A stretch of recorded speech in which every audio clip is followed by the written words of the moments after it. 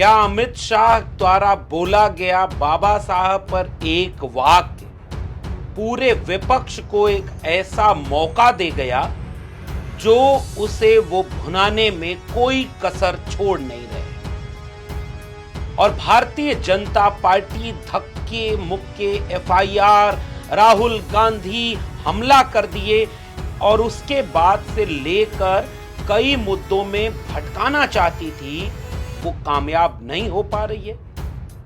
इधर विपक्षी दलों में से सभी दलों ने या तो सड़क पर उतरकर आंदोलन शुरू कर दिया है या उन्होंने घोषणा कर दी है कि वो बाबा साहब का अपमान नहीं सहेंगे और अगर अमित शाह माफी नहीं मांगते हैं, अपनी बात वापस नहीं लेते हैं, तो वो पूरे देश में आंदोलन करेंगे।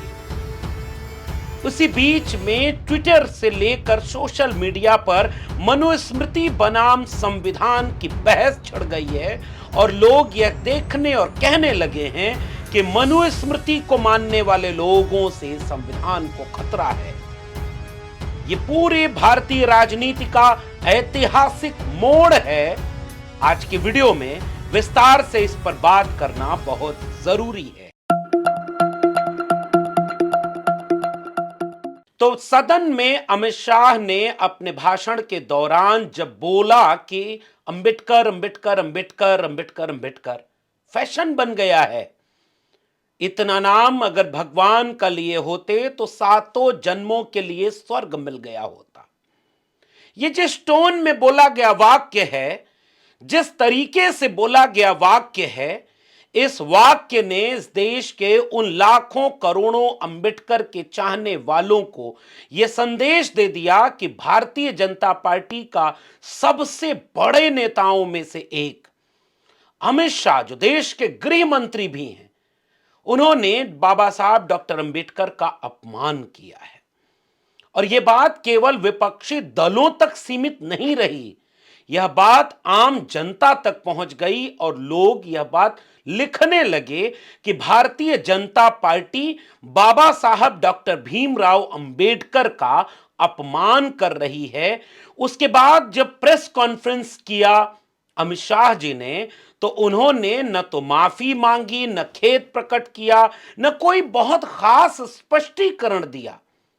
वो ये साबित करने में अपनी पूरी ऊर्जा खपाते गए और बाद में भारतीय जनता पार्टी भी अपने घोषित अघोषित प्रवक्ताओं के जरिए यही करने की कोशिश करने लगी कि अंबेडकर का अपमान भाजपा नहीं कर रही, कांग्रेस ने किया, सपा ने किया, इतिहास में देखो क्या हुआ, लेकिन वर्तमान पर न उन्होंने माफी मांगी न कुछ किया। इन सारे प्रकरणों के बावजूद यह मामला थमने का नाम नहीं ले रहा।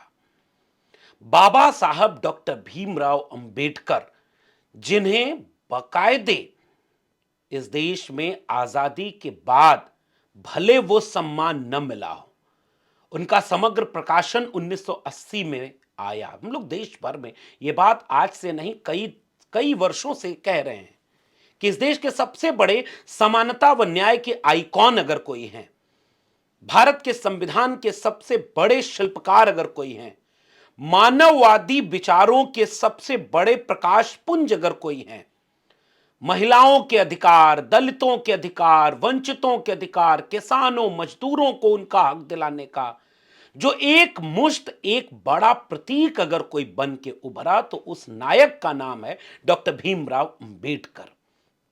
भारतीय जनता पार्टी ये कोशिश कर रही थी कि 2024 के चुनाव में संविधान विरोधी होने का जो ठप्पा उन पर लग गया, जिसका अतीत पुराना है, संविधान बनने के तुरंत बाद से आरएसएस ने कैसे अंबेडकर का विरोध किया, हिंदू कोड बिल जब अंबेडकर लाना चाह रहे थे तो कैसे उस हिंदू कोड बिल का विरोध करने वालों में सबसे बड़ी भूमिका आरएसएस और उनके लोगों की थी।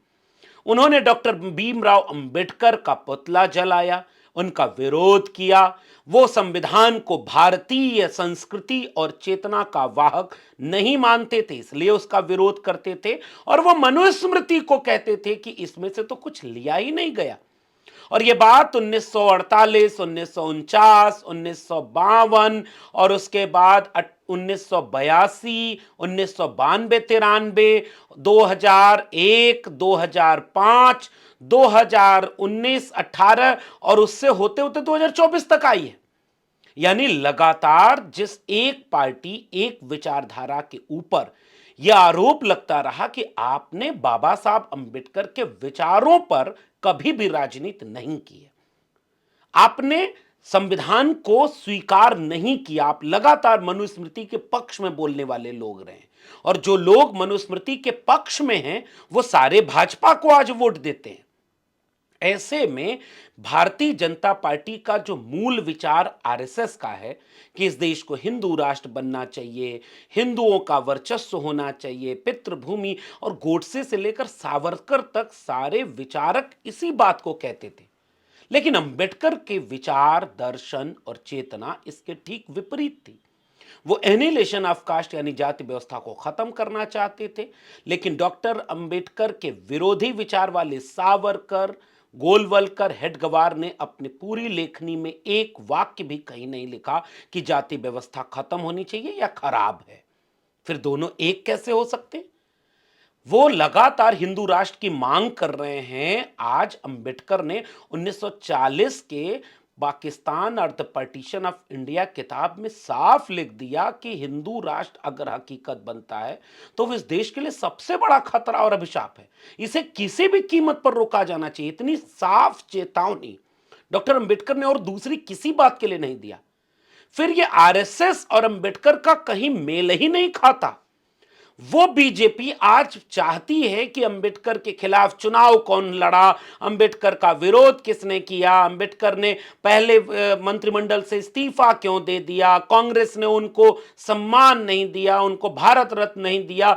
इन बातों को गिना करके वो प्रो अंबेडकर यानी प्रो सोशल जस्टिस अपनी छवि को बनाने की कोशिश कर रही है।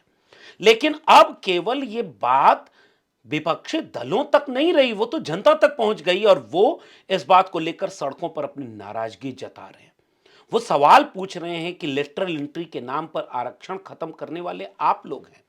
आप हिंदू के नाम पर गोलबंद तो करते रहे, लेकिन कभी भी हिंदूवादी किसी भी संगठन ने यह नहीं कोशिश की कि जाति व्यवस्था के नाम पर देश के विश्वविद्यालयों में, न्यायपालिका में और ब्यूरोक्रेसी में, मीडिया में, बिजनेस व्यापार में, जमीन के मालिकाना हक में, शिक्षा में, रोजगार में जो गैर बराबरी इस देश में है वो खत्म हो। कभी भी उन्होंने इस तरह की कोई ठोस कोशिश नहीं की। उल्टे आज 2024 में सबसे बड़ा विमर्श यह है कि भारतीय जनता पार्टी ही लेटरल एंट्री कर रही है, एनएफएस कर रही है, सबसे तेजी से निजीकरण कर रही है ताकि संविदा पर, आउटसोर्सिंग पर नौकरियां हों और आरक्षण खत्म हो जाए। वो आरक्षण लाभार्थी समूहों के क्षेत्र को बहुत संकुचित कर चुकी है। वो प्रतीक के रूप में राष्ट्रपति, प्रधानमंत्री, मुख्यमंत्री, सांसद, विधायक इनका नाम गिनवाती है कि देखो कितने दलित, पिछड़े, आदिवासी को हमने सम्मान दिया। लेकिन सामाजिक न्याय की लड़ाई, नेता बनने की लड़ाई तो थी ही नहीं, वो उसका एक छोटा सा हिस्सा है। सामाजिक न्याय की लड़ाई, बाबा साहब डॉक्टर अंबेडकर की लड़ाई, विश्व 90% कमेरा, मेहनतकश, वंचित, शोषित आवाम को देश चलाने के हर एक संस्थान में 90% पहुंचाने की लड़ाई थी।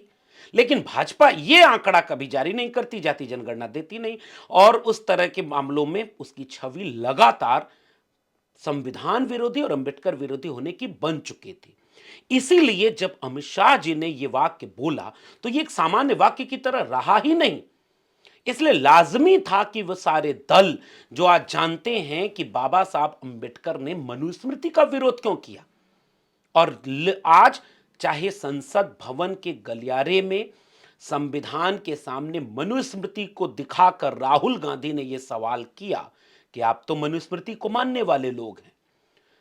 समाजवादी पार्टी के मुखिया अखिलेश यादव जी ने कई भाषणों में इस बात का जिक्र कर दिया कि एक मनु महाराज थे जिन्होंने ये सब गड़बड़ कर दिया। अपने इंटरव्यू में, अपने भाषणों में अखिलेश यादव ये बोलते नजर आए कि मनु के नाम पर जो मनुस्मृति की व्यवस्था है वो संविधान विरोधी है, हम इसका विरोध करते हैं, हम इसे नहीं मानते। आप जाति में, धर्म में लोगों को आप बांटते हैं। वो कह रहे हैं कि एक है तो सेफ है। मैंने नहीं बांटा। कभी कोई एक मनु ऋषि आए थे, उन्होंने बांटा है। मैंने किसी को नहीं बांटा। मैं तो जोड़ने की कोशिश कर रहा हूं। मैं उनको सामाजिक न्याय दिलाने की कोशिश कर रहा हूं। जो आधे अधूरे पीछे रह गए लोग, उनको सम्मान दिलाने का काम कर रहा हूं। और हम में से तो वो लोग हैं जिनके जाने के बाद मंदिर में गंगा जल से धुलाई होती है। तो इसलिए हमारी जिम्मेदारी ज्यादा बड़ी बनती है कि हम तमाम अपने पीडीए परिवार के लोगों को न्याय दिलाएं, उनको मान सम्मान दिला करके समाज में आगे बढ़ाएं। आज मनुस्मृति को लेकर के सोशल मीडिया पर ट्रेंड चल रहा है। राष्ट्रीय जनता दल की एक प्रवक्ता, तेज तर्रार प्रवक्ता, जेएनयू की पीएचडी स्कॉलर प्रियंका भारती एक टीवी डिबेट में मनुस्मृति की प्रतियों को फाड़ती हैं, तो इस बात को लेकर सोशल मीडिया पर हंगामा हो जाता है कि आपने हमारे धार्मिक ग्रंथ को फाड़ दिया। जबकि देश के जो भी थोड़े से भी पढ़े लिखे लोग हैं वो ये जानते हैं कि मनुस्मृति हो सकता है किसी के लिए धार्मिक ग्रंथ हो, लेकिन इस देश की महिलाओं के लिए उसमें बहुत खराब बातें लिखी हैं। उसके लिए मैं कई आर्टिकल आपके सामने पेश कर सकता हूं जिसके जरिए आप ये पढ़ सकते हैं, और आपको पढ़ना चाहिए। मनुस्मृति सीधे पढ़ सकते हैं तो पढ़ें। असूर्यम पश्या से लेकर महिलाओं को पिता, पुत्र और पति के अधीन कैसे रहना चाहिए, महिलाओं को क्या क्या अधिकार नहीं मिलेंगे, उसका विस्तार से महिला विरोधी तमाम बातों का जिक्र उस संहिता यानी मनुस्मृति में दर्ज है। तो एक महिला आज मनुस्मृति को क्यों न फाड़े और जलाए। बाबा साहब डॉक्टर भीमराव अंबेडकर ने तकरीबन 100 साल पहले ही मनुस्मृति का दहन कर दिया था। 25 दिसंबर वो तारीख आ रही है जब उन्होंने मनुस्मृति को जलाया था। बाबा साहब जैसा विद्वान, इतनी डिग्रियां, इतना लिखने वाले, उन्होंने एक किताब को चुना जिसे जलाया। तो इस बात को सोचना होगा, जो आज अंबेडकर को नायक मान करके बीजेपी कह रही है कि वो उनका सम्मान कर रही है, उसे ये बात का जवाब देना चाहिए कि वो मनुस्मृति के जलाए जाने पर क्या करती है। बाबा साहब ने बहुत सोच विचार कर उसे जलाया होगा। वो एक राजनैतिक रूप से बहुत ऐतिहासिक दिन था। शूद्रों को क्या क्या अधिकार नहीं मिलेंगे, शूद्रों को समाज में कैसे रहना है, किस सजा पर उन्हें क्या दंड मिलेगा, किसके बराबर शूद्र बैठ गए तो उन्हें कौन सी सजा मिलेगी, उन्हें शिक्षा क्यों नहीं मिलेगी, उनका काम कैसे बटा हुआ है। मनुस्मृति इतनी अमानवीय ग्रंथ है और उसको लेकर के प्रियंका भारती से ट्रोल किया गया। आज इस देश में बीजेपी बुरे फंस गई है कि वो मनुस्मृति का विरोध कैसे करे, क्योंकि आरएसएस और उसका मूल विचार कमोबेश उसी के इर्द गिर्द जाता है। और दूसरी तरफ पूरा विपक्ष लामबंद हो गया है। विपक्ष लामबंद हो गया। कांग्रेस पार्टी ने आज प्रेस कॉन्फ्रेंस करके ये ऐलान कर दिया कि आगामी 23-24 दिसंबर तक, 22-23-24 दिसंबर तक पूरे देश में वो अलग अलग कार्यक्रमों के तहत बाबा साहब डॉक्टर भीमराव अंबेडकर का कथित अपमान करने पर विरोध प्रदर्शन करेगी, प्रेस कॉन्फ्रेंस करेगी। आज भी उन्होंने विरोध प्रदर्शन किया। देश के कई हिस्सों से इसकी तस्वीरें आई। समाजवादी पार्टी ने उत्तर प्रदेश में सदन में जो विरोध किया, उससे ज्यादा विरोध अब वो उत्तर प्रदेश के हर एक जिला मुख्यालय पर कर रही है। और वो लगातार उसके सांसद, विधायक ऐतिहासिक जय भीम के नारे गूंजते हुए उत्तर प्रदेश तक हर एक जगह पर विरोध प्रदर्शन सड़क पर कर रहे हैं। बहुजन समाज पार्टी ने भी कई जगहों पर विरोध प्रदर्शन किया। और आज ये खबर भी आई कि बसपा सुप्रीमो आदरणीय मायावती जी ने यह ऐलान कर दिया है कि बहुजन समाज पार्टी के लोग देश भर के जिला मुख्यालयों पर शांतिपूर्ण तरीके से अमित शाह जी द्वारा बोले गए वाक्य का विरोध करेंगे।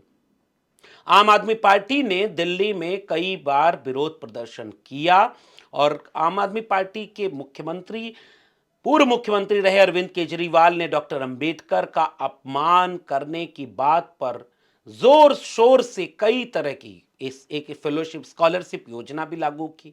उन्होंने ये भी कहा कि ये अपमान हम भूलने नहीं देंगे, हम लगातार इस सवाल को और उठाएंगे और उसके बाद अब पूरे देश में ये बात हो रही है। जब बहुजन समाज पार्टी, जो कमोबेश इस मामले पर चुप रहती है, आदरणीय मायावती जी ने जब प्रेस कॉन्फ्रेंस किया तो उन्होंने भी बीजेपी के साथ कांग्रेस को और सपा को घेरने में ऊर्जा खर्च की, लेकिन जब वो दिख रहा है कि जनता नाराज है तो उन्होंने ये कहा कि भाई गृह मंत्री को अपना शब्द वापस तो लेना होगा।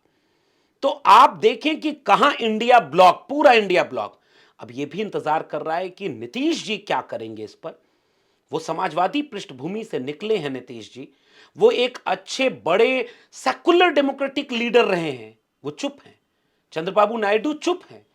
क्या ऐसे में यह मनुस्मृति बनाम संविधान की बहस अब तेज होती जा रही है? क्या इस बहस में भारतीय जनता पार्टी बुरी तरह से घिर चुकी है?